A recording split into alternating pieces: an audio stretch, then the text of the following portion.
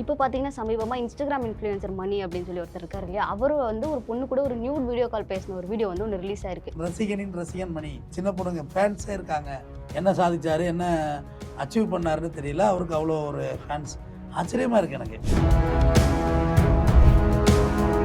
எப்போ வந்த வீடியோ கால்லாம் 6 மந்த் லேட்டர்னு சொல்கிறாங்க. முன்னாடியே வந்துச்சு. 6 மந்தாக அவர் கம்ப்ளைண்ட் கொடுத்துருக்கணும். இந்த மாதிரி எனக்கு கால்ஸ் வருது. ஒரு பொண்ணோட வாழ்க்கை வந்து நான் கம்ப்ளைண்ட் கொடுத்து போயிடக்கூடாது, அதனால தான் நான் அதை வந்து பெருசாக்கல அந்த விஷயத்தை அப்படிங்கிற மாதிரி அவர் சொல்றாரு. நம்மளும் ஒருத்தவங்க மாட்டி விடுவாங்க. பட் இவர் மட்டும் தியாகி அந்த பொண்ணோட வாழ்க்கை பாதுகாக்கணும்னு சொன்னால் இது எப்படிமா லாஜிக்கு? இதை பாருங்க, தப்பிக்கவே முடியாது. நீங்கள் எத்தனை ஃபேக் ஐடி வச்சுருந்தாங்க, மெயில் ஐடிங்கிறது ஒன்று ஆகிடுது இல்லை? இப்போ இந்த வீடியோவை யார் லீக் பண்ணியிருப்பாங்க அப்படிங்கிறது ஒரு கேள்வி தானே? இல்லை, இந்த வீடியோ யார் லீக் பண்ணணும்? அந்த பொண்ணு ரெக்கார்ட் பண்ணியிருக்கணும், இல்லை இவர் ரெக்கார்ட் பண்ணியிருக்கணும். வேறு யார் ரெக்கார்ட் பண்ண போகிறா? 2 பேரும் கான்வர்சேஷனை வேறு யார் ரெக்கார்ட் பண்ண முடியாது.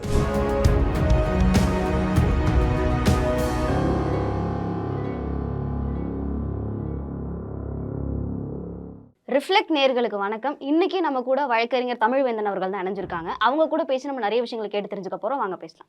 வணக்கம். இப்போ பார்த்தீங்கன்னா, சமீபமா இன்ஸ்டாகிராம் இன்ஃப்ளூயன்சர் மணி அப்படின்னு சொல்லி ஒருத்தர் இருக்காரு இல்லையா? அவரும் வந்து ஒரு பொண்ணு கூட ஒரு நியூட் வீடியோ கால் பேசின ஒரு வீடியோ வந்து ஒன்று ரிலீஸ் ஆயிருக்கு. பட் இப்போ அவர் என்ன சொல்றாரு அப்படின்னா, அந்த கால் வந்துச்சுன்னு அட்டன் பண்ணி யாருன்னு தான் கேட்டேன் அப்படின்ற மாதிரி அவர் சொல்றாரு. பட் இப்போ அந்த வீடியோ கால் ரிலீஸ் ஆயிருக்கு, இதனால அவரை வந்து அரெஸ்ட் பண்ண போறாங்கிற மாதிரிலாம் பேசுறாங்க இல்லையா? ஸோ அதை பத்தி என்ன சார் நினைக்கிறீங்க? அவரை போய் என்னத்தை அரெஸ்ட் பண்ணுறதுக்கு என்ன இருக்கு? அவர் முதல்ல எப்போ வந்த வீடியோ கால்லாம் 6 மந்த் லேட்டர்னு சொல்கிறாங்க. முன்னாடியே வந்துச்சு. 6 மந்தாக அவர் கம்ப்ளைண்ட் கொடுத்துருக்கணும். இந்த மாதிரி எனக்கு கால்ஸ் வருது அப்படின்னு கொண்டு போய் புகார் கொடுத்துருக்கணும். புகார் கொடுத்தா அதை பார்த்தா தெரிய போகுது. இந்த பாருங்கள், தப்பிக்கவே முடியாது. நீங்கள் எத்தனை ஃபேக் ஐடி வச்சுருந்தானே, மெயில் ஐடிங்கிறது ஒன்று ஆகிடுது இல்லை? மெயில் ஐடியில் எல்லாமே மெர்ஜ் ஆகுது. எது கூகுள் பேலேருந்து உங்களுடைய A to Z எல்லாமே லிங்க். நம்ம ரொம்ப தப்பிக்க முடியாத ஒரு விஷயம் நம்மள்ட்ட இருக்குன்னா அந்த மொபைல் தான். எல்லாமே வந்துடும். ஜிபேலேருந்து வந்துடும், ஃபேஸ்புக்லேருந்து ரீல்ஸ்லேருந்து இன்ஸ்டாகிராம், அப்படியே போயிட்டே இருக்குது. அந்த ஃபோட்டோஸ் அப்படியே போய் எக்ஸ்தல வேலை எழுதுறது வரைக்கும் போயிடும். நீங்கள் தப்பிக்க முடியாது. அது போய் கம்ப்ளைண்ட் கொடுத்துருக்கலாம். கம்ப்ளைண்ட் கொடுத்தா நடவடிக்கை எடுத்திருப்பாங்க. இன்றைக்கி வந்து என் பேரை கெட்ட பேர் ஆக்கிட்டாங்க அப்படி இப்படின்னு சொல்கிறாரு. கரெக்டாக அவருக்கு அவ்வளோ லேடிஸ் ஃபேன்ஸ் இருக்காங்க. பொண்ணுங்க, லேடிஸில் உள்ள சின்ன பொண்ணுங்க ஃபேன்ஸே இருக்காங்க. ஃபேன்ஸ் கிளப் மணியா, ரசிகனின் ரசிகன் மணி, ரசிகனின் ரசிகன் மணி அப்படின்னு பேசுகிறாங்க. கல்லூரிகளில் கொண்டு போய் சிறப்பு விருந்தினராக போகிறாரு. அங்கே 52,000 பொண்ணுங்க ஃபோட்டோ எடுக்குது. என்ன சாதிச்சாரு, என்ன அச்சீவ் பண்ணாருன்னு தெரியல. அவருக்கு அவ்வளோ ஒரு ஃபேன்ஸ். ஆச்சரியமாக இருக்குது எனக்கு. இந்த நான் லாக்டவுனுக்கு நான் டிக்டாக்குங்கிற ஆப் இருக்கிறதே எனக்கு லாக்டவுனோட தான் தெரியும். ஆனால் லாக்டவுன்லேயே பேன் ஆகிட்டு. நான் அதில் உள்ளே போய் ஒரு 15 நாள்லேயே தான் இதெல்லாம் க்ளோஸ் பண்ணிட்டாங்க. அந்த ஆப் எல்லாமே ரொம்ப நாள் இல்லை தானே, லாக்டவுன்லேயே முடிஞ்சிட்டு அந்த ஆப். அதில் ஒரு ஜிபி முத்துன்னு ஒரு கேரக்டர் அப்போ தான் பார்த்தேன். அவர் வந்து ஒரு அந்த மரப்பற்ற வச்சுருக்க ஒருத்தர்.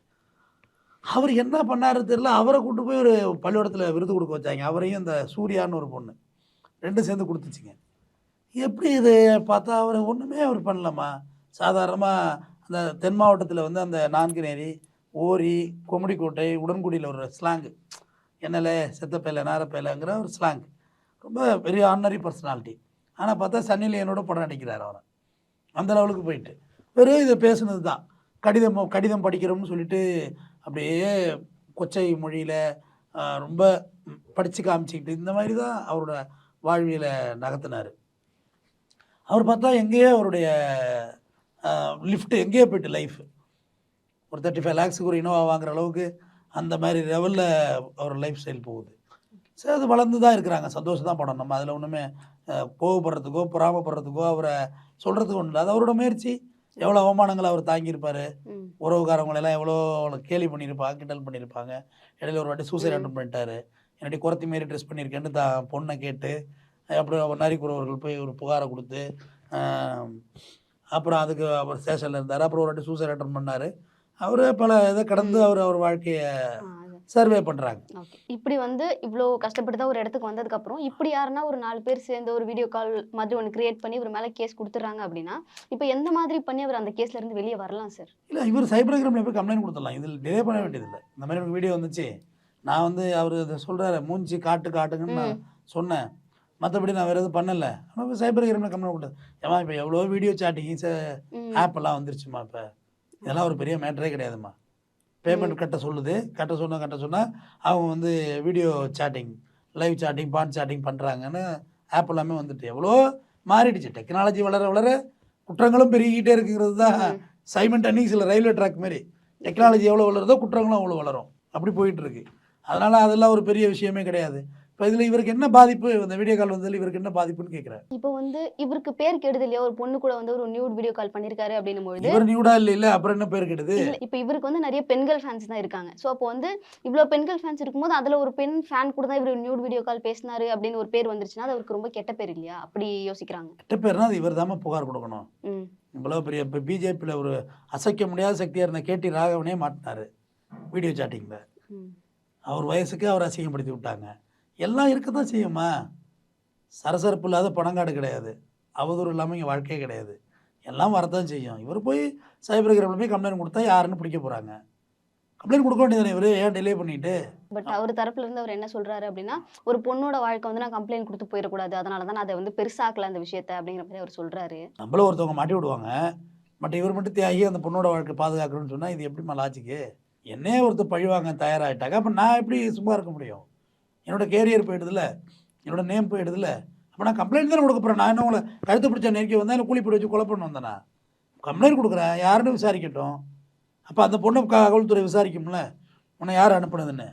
இவரோட நண்பர்கள் கூட இந்த வேலையை பார்த்துட்டு இருக்கலாம்.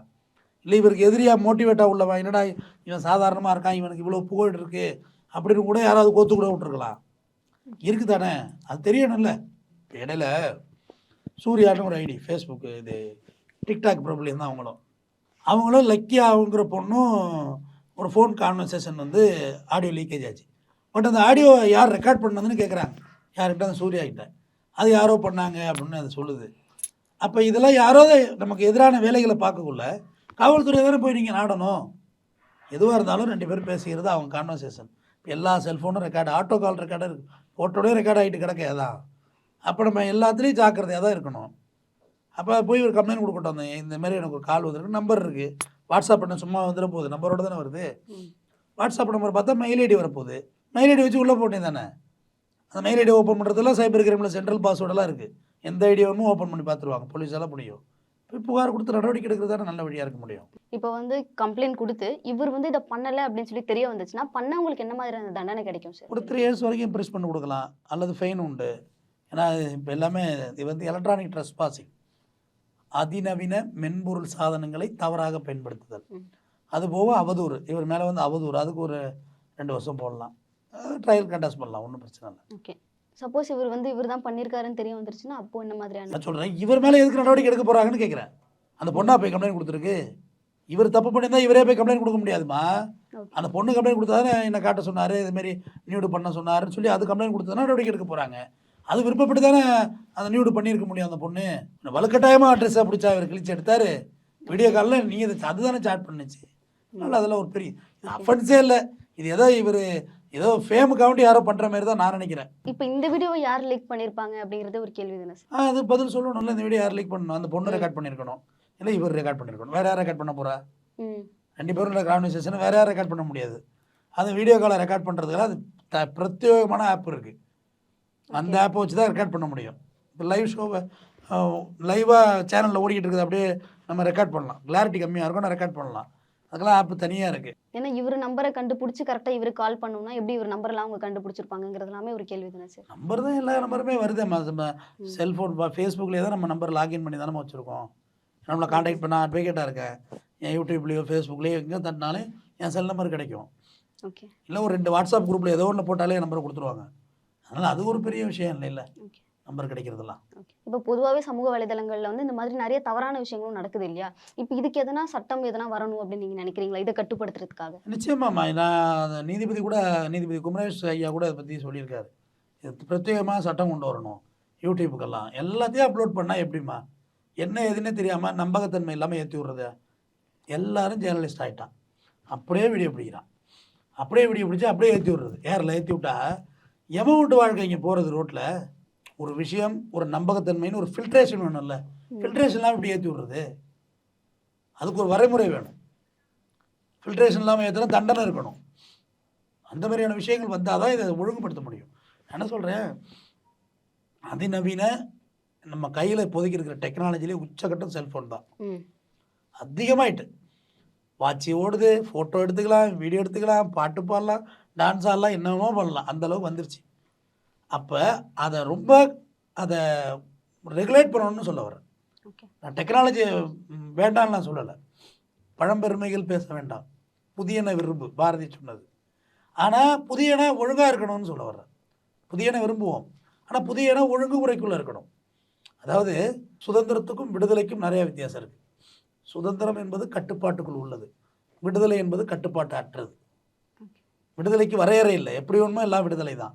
ஆனால் சுதந்திரங்கிறது இவ்வளவு தான் லிமிட்டேஷன்.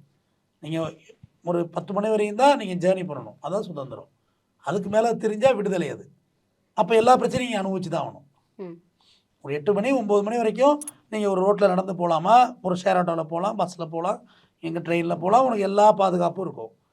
நைட்டு 2 மணிக்கு நீங்கள் அத்தலாட காட்டில் ஈசிஆரில் போய் டான்ஸ் ஆடுவேன்னா பிரச்சனையை சந்திச்சு தான் ஆகணும். அது விடுதலை. விடுதலைக்கு வரையறை கிடையாது.